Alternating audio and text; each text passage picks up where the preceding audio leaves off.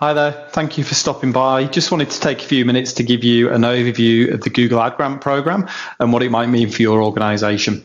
So as you probably know already, that if you're an eligible nonprofit, you can apply for the Google Ad Grant to get your organization present in the Google search results.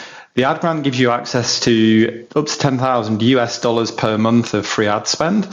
Now, there might be some legacy accounts out there that are on the old, now discontinued Ad Grants Pro program, which used to be $40,000 a month, but now the limit is $10,000 a month. As you're probably aware already, there's a few limitations that come with an ad grant. After all, it's free money, so we can't expect it to behave exactly like a standard Google paid account would do.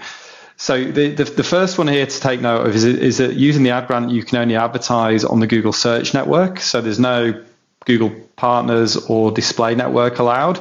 So in other words, you can advertise on google.com, google.co.uk, google.com.au, and local variations of the Google website. You can't access the third-party publisher network through the ad grant, which is fine. Still a huge amount of search traffic out there to pursue.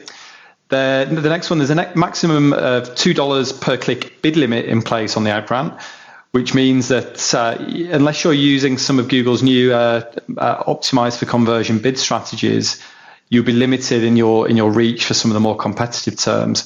But what you should be doing, and it's now a stipulation actually, you should be using Google Analytics on your website and tracking results, and you should be pushing the data from Google Analytics into your ad grant.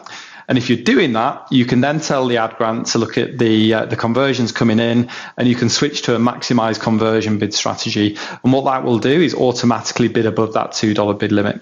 Now, if it's a really competitive search term, like something like donate to charity or donate to a specific cause, then you probably find that it won't push up aggressively enough to give you lots of traffic, but it's still a start, and it can help you get some of those edge case keywords that are just above that $2 limit.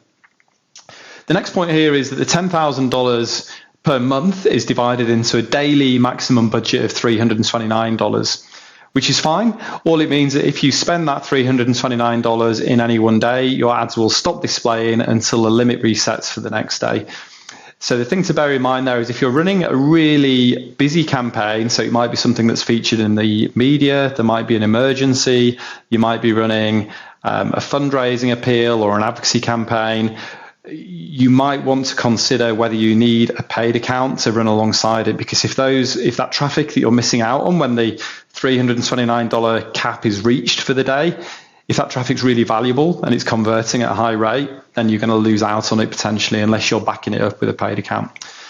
The next one is there's a minimum 5% click-through rate that you've got to maintain on the account at all times. So this is one of Google's ways of measuring the relevance of the ads that you're running. And a high click-through rate is typically a strong indicator that the ad and the keyword together are a good match to what the user was looking for, and therefore a lot of people are clicking through.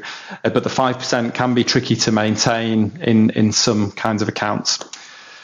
Next one, your account's got to be regularly optimized. At least once every 2 weeks is the general guidance for optimizing. So going in there, looking at how things are performing, adding negative keywords, adding new keywords, tweaking ad copy based on what's working and what's not, and a whole heap of other things that you can do to keep things running at the best possible edge.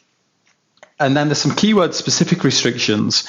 So you can't include single word keywords in the account. And there's a few exceptions, and we'll include the link to the Google website that lists out the standard exceptions in the description of this video.